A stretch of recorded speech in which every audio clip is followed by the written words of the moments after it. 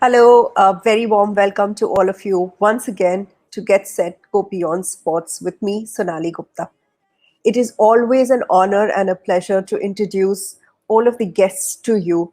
And today we have someone who is extremely special because she comes from the field of the craziest sports for us in India here, cricket. Khyati Gulani has played cricket for Delhi for 10 years and then shifted to coaching, sharing her experience with the next generation of cricketers. She has been coaching for more than 12 years and has coached the teams of Delhi, Nagaland, and Chandigarh. She has also been the coach for Fairbreak 11, a team which is made up of players of 11 nations. And she's the senior cricket coach and advisor at Yuvraj Singh Centers of Excellence. She has learned cricket coaching from the National Institute of Sports and has a level 1 certification from BCCI and level 2 certification from the Cricket Australia Board. She has parted knowledge of cricket and opinions as an expert on various news shows and programs. She has used her experience as an inspiration for others, writes articles based on her experiences as a coach, player, and motivator. It is an honor to introduce to all of you Ms. Khyati Gulani. Hello and welcome, Khyati. Thank you so much for joining us on Get Set Go Beyond Sports. Thanks, Sonali, for having me. Thank you. Khyati, I'm going to start with a question which I ask all of my guests first. Why did you choose to play a sport? And then why and what made you choose cricket as the sport that you wanted to play? So basically, unlike any other, Indian parents, my parents never, forced me to, play with dolls or any other indoor games. They introduced lawn tennis, cricket, and chess, then board games and badminton and other sports. And from that, bouquet of sports, I pick and choose cricket, which I really, liked playing with my neighborhood friends, since my childhood. So that's why, chose cricket to, continue with. Khyati, tell me, how was your journey or what was your experience when you decided you wanted to start playing cricket? How old were you when you actually thought that this is what I want to do for probably the rest of my life and give cricket that much time and be a professional player, play for the country? How and when did you decide and how did things fall in place for you? So basically, as I told you, like I started playing in the neighborhood. I used to captain my, gully, and we used to play with boys, and we used to play competitive cricket. In fact, with one gully and other gully, and that's Yes. how I started. And then luckily, I got the chance to get into a school where cricket was there for girls as well. I mean, girls team was there, and then there was one friend of mine who introduced me to the coach of state team, and there I went. I tried my hand in that, and then somehow my the coach, he said, "Ki, why don't you pick up the sport playing professionally?" So since like when I was 14, 15, I started playing like the tournaments. I initially got introduced for under 16 tournament. I got selected there, and since then I'm playing, and I really like to give back to this game. I don't know. I mean, what's the connection there? I really don't know, but I always like to give back to this game. So tell me something, Khyati. What is it? What's the aspect of cricket that has actually kept you going for so many years? What is it that I one don't know. thing about the sport? So it's like, yeah, it's a very challenging game, and definitely, as we all know, that for women, it's still we are struggling to make a mark in it, like men are have made, and also to get a feel that yes, it's a sport which girls can also play every now and then and everywhere, and society should accept it wholeheartedly. So, I mean, I don't know. There is some connection, as I told you, like there's some connection with this game. And once I stopped playing, but then somehow after 6 months, I really want to get back to the ground playing this same game. But when I went to meet my mentor, she told me like, why don't you start coaching? start with your NIS courses, and then when I started with my NIS course in cricket coaching, and then so on. Right. So tell me, how did Fair Break 11 come along, and what is it about? Can you give us a little bit more insight into it? Yeah, so like I'm trying to create a path for the girls who are upcoming players in this field, like who want to be a cricket player or a cricket professional or a sports professional or a coach. So I'm trying to create a path for them so that I mean, not only me, other ex-cricketer, former cricketers are also trying to create a path so that on which girls can really follow and take up this sport as a career oriented. And somehow I got introduced to Mr. Sean Martin, who's the organizer of Fairbreak 11. And so his mindset and my mindset, matched. So like he's promoting gender equality. So I got to know about this. Then he got to meet me through Mr. Sachin Bajaj, and he said that we are trying to promote women's cricket, like gender equality, women empowerment. And would you be interested to be a part of it? I said, yeah, why don't I be Right. interested? Because I'm really want to do this thing and to promote women's cricket. And uh, I mean, here, as you know, like Fair Break, it's like 11 different players from 11 different nations are there. And it's the best platform where I can, have my voice going around the world. Right, right. Yeah. And tell me, you've also mentioned that you played with the boys, you've trained with the boys, and you've played your sort of gully cricket, as it's the grassroots level cricket, with a lot of boys. Do you think that if we have more gender neutral programs at grassroots levels, it would allow more women to actually participate? Because primarily the issue that we see at most grassroots is that there are very few women or teams that are available to play, like you mentioned that you were fortunate to get into a school which had a women team. At so many grassroots levels, at so many schools, at so many probably districts, we do not have that many women to represent or even to come together and form a team. So in the wake of something like that, do you think having gender neutral platforms would actually help get in at least the ones who are extremely talented and have the passion or the knack for the game together? So basically, yes, it's a good thought. Like we should promote women's cricket as well, and from the grassroots level itself, because we really want people should know that women's team is exist, and if somebody is getting into the school, some girls, so they should opt for this game by the choice. So we really want that Right, girls should come forward and they should choose this game by their choice. And it should be a right. standalone property. We really don't want to mix it because cricketers like Mithali Raj, Jhulan Goswami, and Anjum Yes, Chopra, Reema Malhotra, so they have really, proved that they have come long yes. way. And we are also trying to, follow their footsteps, and let's see how it goes. And I'm really pretty sure that yes, once very soon we'll be having our IPL as well, women's IPL standalone property. So that is in fact the most buzzing conversation that's been up with the ICC and the BCCI, and everybody's been talking about having female cricket and female based IPL, and I think the girls from New Zealand and Australia primarily have been extremely vocal about it.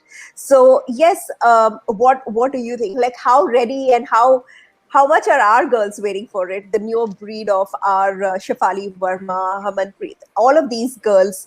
Do you think that we really have, uh, you know, a lot of them at this moment to actually be able to come and form a bigger structure of an IPL?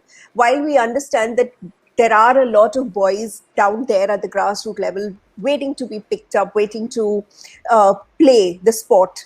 Uh, does female cricket have that much availability of women players to actually have something like this at such a grander, bigger level? So definitely we have the talent in every corner of the country. And I think that yes, BCCI is thinking on those lines to start women's IPL very soon. They have already initiated by using first two teams, then three, now four, Right. and I'm sure like 2 years down the line they'll be having. I mean I'm not, I don't have the dates, but yes, as we Yeah. have heard that 2 years down the line, definitely they'll be having a full-fledged women's IPL. And yes, you rightly said that players from Australia, UK, and different parts of the world, they really want to be a part of it because they feel that it's the best way to to be in the picture and to have a competitive cricket playing with the different nations. And yes, Right. it involves a good amount of money as well. Like as we all know Right. that BCCI is the richest board. And Board. Right. yes, and so talking about the players like Shefali Verma and Harleen Deol, who have come forward and gave shown showcase their game, and that's Right. how we can really find a very good talent who are there in different states, and they can showcase their talent on this kind of a platform, and then we can have a very good international team also. And yes, Right. looking forward to it like any other women coach or a cricketer. So tell me something more about in terms of your coaching. You've always spoken about how communication is a very vital part of any sport in any learning. How do you involve communication in your coaching, and what kind of emphasis do you actually put on communication, and what really do you mean when we talk about communication? So when we talk about communication, I feel that it's a two-way thing. If we cannot be only speaking and we want the players to be a just be a listener. Otherwise, they'll lose the interest. That's what I feel. Because if we ask Right. them to owe the session, owe the whole tournament and in their hands. So once they Right. start owing the session, then definitely they'll show the interest. So I always Right. ask them, like we of course have to be there along with them, besides them, Right. showing them the path, right path, but we cannot, really dictate the terms on them. Because if we start doing that, they'll start losing the interest. And this is the time when we want girls to, come forward and to be a part of Right. this game. So yes, we have to involve them. Telling so communication is like if it's an off day for them, they really don't want to do the skills or a fitness thing, or they just want to Right. sit on the ground and watch the game. So it's their choice. And at times Right. what we have seen that coaches are forcing the sessions on them, like you have Right. to do our way. Like I've Right. seen a lot of coaches saying that my way or highway. It doesn't work. It Right. doesn't work. Right. We have to Right. give them a responsibility Choice. to own the session, yeah, choice, so that they Right. can come forward and say like, ma'am, today we really want to work on a leg spinner. We want to face a leg spinner Right. or a left arm. So it can be done only if we are listening to them. And so once they'll start talking, they'll only find the solutions of their own problems. That's what I feel. Absolutely, absolutely. Yeah, Yes, it also comes from you being able to allow them to grow into yeah. their own personalities and into their own characters. So tell me something, Khyati, you also make fitness curriculum for kids, in fact, and you have again a very special emphasis on motor skills. So what, according to you, is the state of our physical training and awareness of it within India, and how do you introduce that in your curriculum? So basically, yes, I have worked with a lot of sports management companies like Mr. Anil Kumble's company, that is Stanwick, and Koo Sports, Sports Village, and they are, Right. they are a hardcore sports curriculum company who create curriculum for the schools at grassroots Right. level. And I've closely worked with them as an operations head. So there, what we used to do, we used to create a bouquet of sports in that, and fine motor skills, gross motor skills activities, and we Right. ask them to pick and choose three from 5 or 6 games, so that at the grassroots level they should know like what they want to really be a part of. It's not that Right. by same thing, like by not forcing 1 or 2 games on them. And Right. so as we know that once the after this phone and board game and this video games have started, kids have stopped going to the grounds and all. But when we Right. create a very interesting, platform for them, so they really want. I've seen that a lot of things and mindsets changing nowadays. Kids really want to be on the ground in the fields and want to do this, to be a part of this gross motor and fine motor skills games.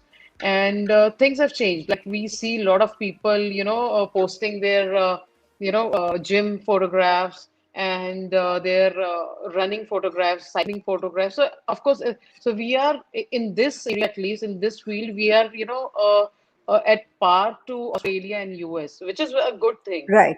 It's a good Right. thing that Right. that is coming from there, and we are following that, because in Australia and UK, when I went there, I saw that parents take their kids of 1 year, 2 year, 3 years, whatever age, every Saturday, Sunday for cycling or any other activity, Right. running and badminton Right. or whatever sports. That's what the change we have seen in India as well now, which is a good thing. Yes.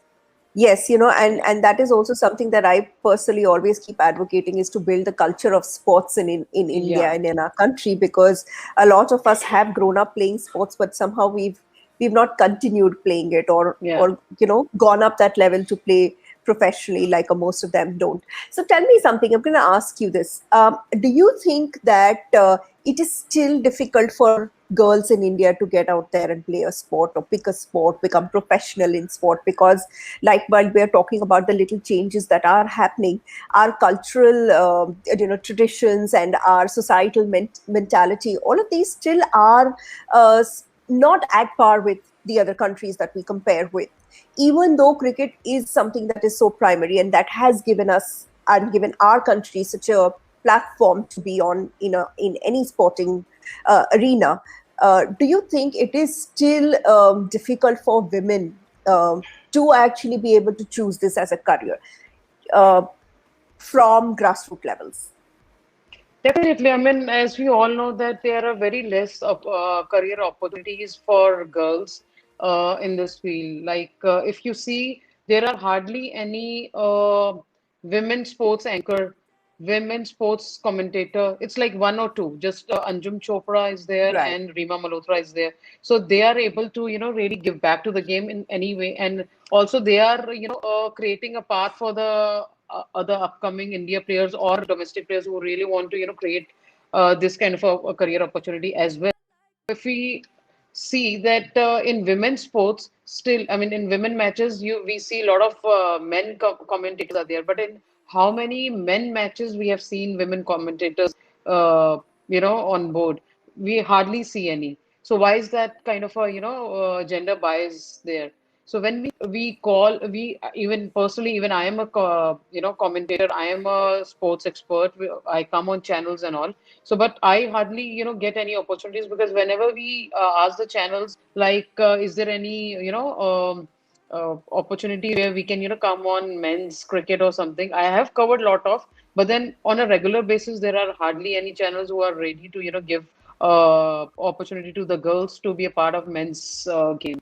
And so we need to first, really give a career path to at the grassroots level, so that we can showcase to the parents, so that they can, really allow the girls to, choose this game, and we can end up, having a career out of it.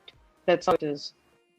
That's very well said, Kathy. Then when for most of us, and because our country is so education oriented and so career oriented in a way that I think opportunities, if they are seen and they are explained to parents that, okay, once probably you've played for a certain years and then what? Like, how do you make money out of the sport? Mm. I think that's very important. That's where players like who step in and become mentors, is so much more important, who can show these girls opportunities which could come as anchoring, which would come as a coach, which can come as an assistant, it can, and player management. There's a lot now in the field of sports that we can do. So tell me something, Kathy. I'm probably going to ask you just the last couple of more questions.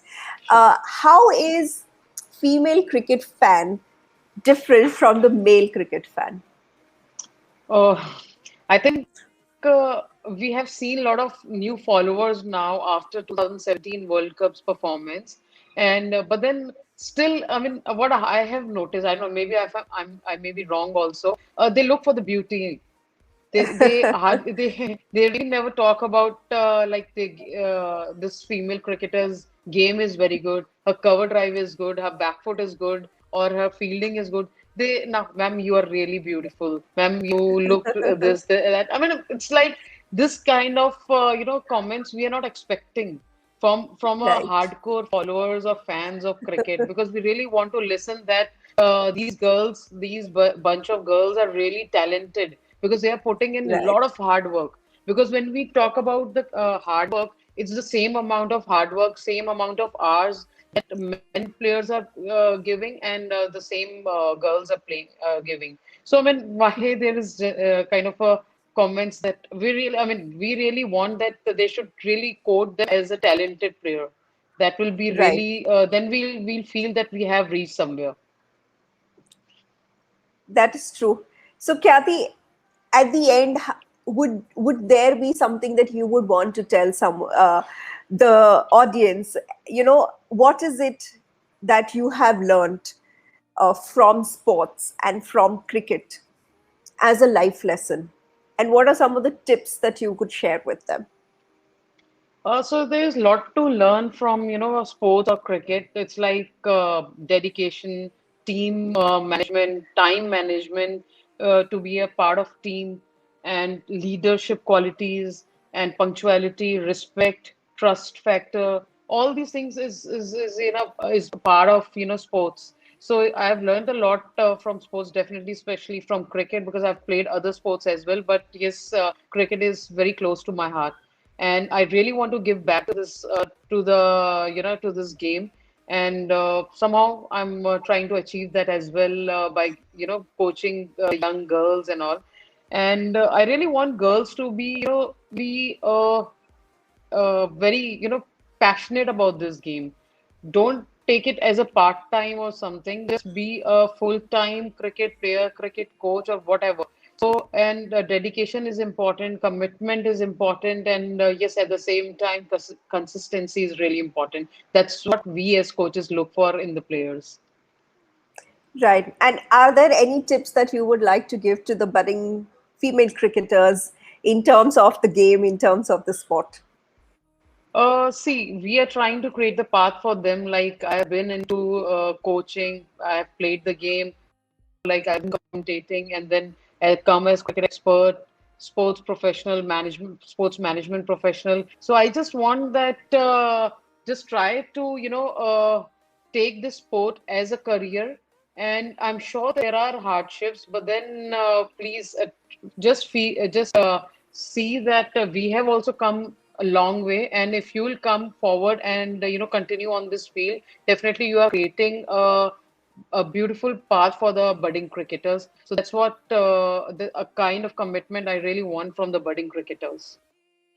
I'm very sure, Kathy, listening to you and getting motivated from so many other people out there, and everyone who's trying to build and pave a path for female cricket would all definitely benefit from what you're saying. Thank you so much for being on this platform, Kathy. We really do hope to bring out stories like you, which are extremely inspiring and motivating, and allow us to sit back and have a perspective not only on sports but also on how we can change our life and make sports one of the life skills that we actually learn. So thank you once again, Kathy, for being on this platform with me on Go Beyond Sports. Thank you. Thanks, Sonali.